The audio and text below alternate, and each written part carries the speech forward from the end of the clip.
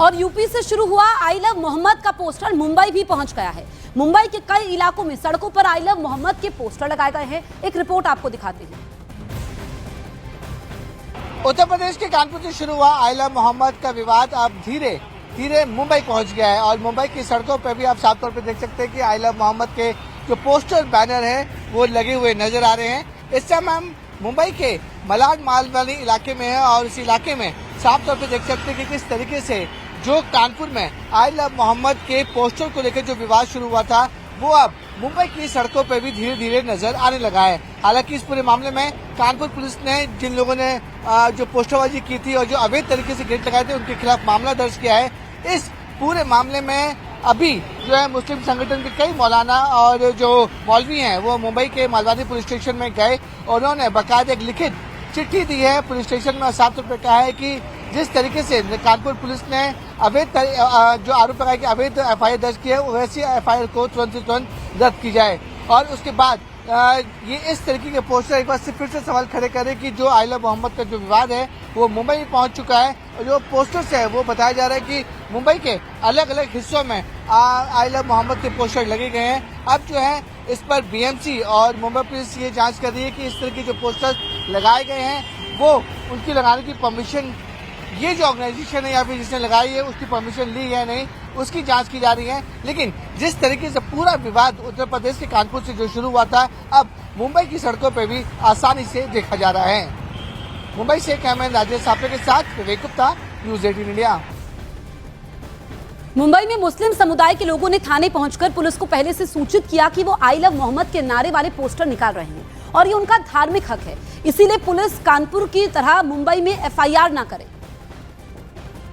उत्तर प्रदेश के कानपुर से शुरू हुआ आई लव मोहम्मद का विवाद अब मुंबई पहुंचता जा रहा है। मुस्लिम संगठन के लोग हमारे साथ हैं। सर, आप लोग मालवानी पुलिस स्टेशन आए हैं, क्या अर्ज दी है आप लोगों ने? बस हमने यही अर्ज दी है कि कानपुर में जैसा वाकया हुआ ऐसा कोई दूसरा यहाँ पर वाकया नहीं होना चाहिए और आई लव मोहम्मद का मतलब है नबी से मोहब्बत करना, ये हमारा फर्ज है। जब तक वो मुसलमान नहीं हो सकता जब तक अपने नबी से मोहब्बत नहीं रखेगा। तो आप लोगों ने क्या मतलब कानपुर में क्या हुआ था एग्जैक्टली? कानपुर में जो बैनर लगाया था आई लव मोहम्मद के वहाँ पर 25 लोगों के खिलाफ केस दर्ज कर दिया गया जी। तो इसलिए पूरे हिंदुस्तान में नहीं बल्कि पूरे वर्ल्ड में ये बात मशहूर हो गई है और स्टेटस पर लाखों लोगों ने अपना आई लव मोहम्मद का बैनर लगाया। मुंबई में भी हमने देखा कुछ इलाकों में आई लव लगा हुआ है। सब में लग रहा है जी। तो आप लोग की मांगे कि इससे जो पोस्टर लगा रहे हैं उसमें एफआईआर नहीं होनी चाहिए? एफआईआर नहीं होनी चाहिए, बस ये मांग है हमारी। जो कानपुर में एफआईआर है उसके विरुद्ध आप लोग हैं? हाँ, विरोध मजम्मत करते हैं। जो आप लोग की कम्युनिटी है उस पर लीगल एक्शन क्या ले रहे हैं आप लोग? जी, जो आप लोग की कम्युनिटी है कानपुर में जो ऐसा एफआईआर दर्ज हुआ है तो आगे का एक्शन क्या रहेगा आप लोग का? बस आगे का ये कि आइंदा को इस तरह केस नहीं होना चाहिए किसी पर भी, किसी को तकलीफ नहीं पहुंचाए क्योंकि मजहबी हक। हाँ, ये लेटर इसमें ये लिखा हुआ जो हमने बताया ज़बान में। ओके, आपका क्या कहना है सर? हमारा ये कहना, हम नबी से मोहब्बत करते हैं और करते रहेंगे क़यामत तक। नबी की हमारी जान, हमारा ईमान। शायर ने कहा है मोहम्मद की मोहब्बत दीन हक की शर्त अव्वल है, किसी में हो अगर खामी तो सब कुछ नामुकम्मल है। लिहाजा यह हमारा हिंदुस्तान का कानून भी इजाज़त देता है कि हम अपने नबी से अपने मजहब को फॉलो कर सकते हैं, इसमें कोई एतराज़ी बात नहीं। लेकिन सर जिस तरीके से कानपुर में एफआईआर हुई है आई लव मोहम्मद को लेकर उसमें क्या कहना सर? आपको पुलिस स्टेशन में आके मिले? कुछ कहना कुछ भी नहीं है सर। ये जो आई लव यू मोहम्मद ये बैनर वगैरह तो पहले से ही लगते होते, वो आर्टिकल जो होता था उर्दू में वगैरह में होता था, अभी उसको हिंदी में इंग्लिश में किसी ने ट्रांसलेट करके आई लव यू मोहम्मद लिख दिया। मैसेज वही है, कोई दूसरी कोई नई बात नहीं है। बाकी अगर रही बात ये कि जो ये मसला जो है आई लव मोहम्मद का खाली एक मुंबई या कानपुर या नागपुर के लिए नहीं है, ये पूरी दुनिया के लिए है और हमारा सबसे बढ़ के जो ईमान है माँ बाप बच्चे वगैरह से हमारा मोहम्मद साहब पर ही है, हजूर सल्लल्लाहु अलैहि वसल्लम पे। लेकिन सर एफआईआर में लिखा गया कि अवैध तरीके से वहाँ पे गेट बनाया गया था, उसके ऊपर एफआईआर हुई है। ठीक है, आप जो बोल रहे हो ये हमने भी एफआईआर मैंने तो पढ़ी नहीं है, लेकिन इस तरीके से भी हुई है तो बहुत सारी चीजें ऐसी होती है जिसको दबा दिया जाता है, कर दिया जाता है। खाली इतना बोलना मतलब उसी के ऊपर एफआईआर नहीं ली जा सकती है, हो गया तो उसको मैनेज करना चाहिए। मुंबई में भी कई जगह आई लव मोहम्मद के लेकर अगर पुलिस मुंबई पुलिस एफआईआर लेते उन लोगों के खिलाफ तो आप लोगों का क्या एक्शन है? अगर लीगल तो अभी ऐसे सारे ये हमारे मजहब के बैनर लगे हुए हैं, नवरात्रि के भी है, इसी के भी है, सारे बैनर कोई भी इस पे एक बार आप दिखाइए, वो घुमाइए, एक के ऊपर भी आपको इस पे परमिशन नहीं होगी।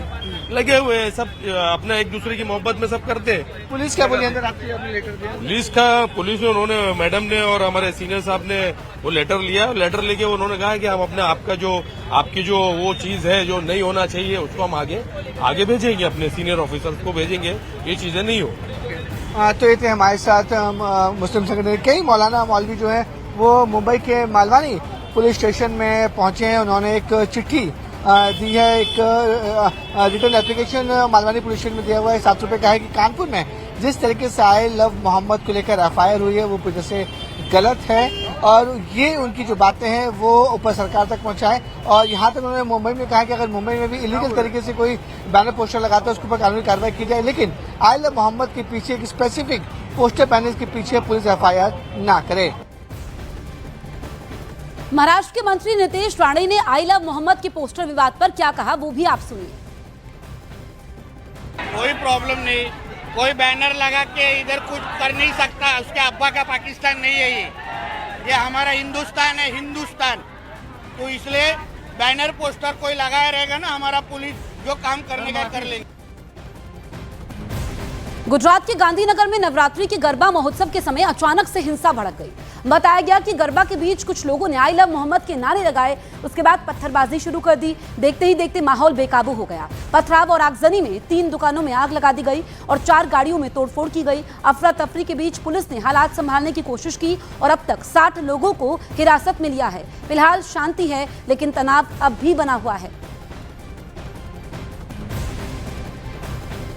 तो ये तस्वीर हम आपको दिखा रहे हैं। देखिए, गुजरात के गांधीनगर में नवरात्रि के गरबा महोत्सव के समय अचानक से हिंसा भड़क गई थी और इस बीच पुलिस ने 60 उपद्रवियों को हिरासत में भी लिया है। आई लव मोहम्मद के नारे लगाए गए थे और पत्थरबाजी भी हुई थी। माहौल बेकाबू हो गया, आगजनी होती है, दुकानों में आग लगाई जाती है। देखिए किस तरीके से आग को बुझाने का प्रयास होता है, लेकिन तब तक स्थितियां बिगड़ चुकी थी और तोड़फोड़ होती है, अफरा तफरी का माहौल होता है। कैसे आप देखिए तबाही के निशान आप देख सकते हैं। ये गुजरात की गांधीनगर से बड़ी तस्वीर सामने आई और पुलिस ने हालात को संभालने की कोशिश की। अब तक एक्शन जो लिया गया है इसमें 60 उपद्रवियों को हिरासत में लिया गया है। पिछली रात को दहगाम पुलिस स्टेशन के विस्तार में भैयल गांव में 2 ग्रुप्स के बीच में एक पत्थरबाजी का बनाव बना था, जिसका मेन कारण एक विवादित सोशल मीडिया पोस्ट था। जैसे ही पुलिस को इसके बारे में इन्फॉर्मेशन मिला, पुलिस तुरंत ज़्यादा से ज़्यादा नंबर में स्थान पे पहुंच गई और पूरी स्थिति को काबू करने में आ गया है। अभी तक टोटल 60 से ज़्यादा लोगों को राउंड अप किया गया है और बाकी की तपास अभी जारी है।